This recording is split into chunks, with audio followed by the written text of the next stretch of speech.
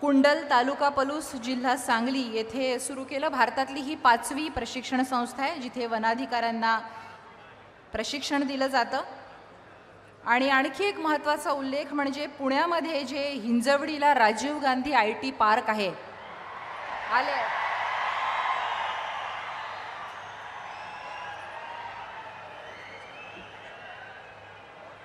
माननीय शरदचंद्रजी पवार यांचं व्यासपीठावर आगमन झालेलं आहे।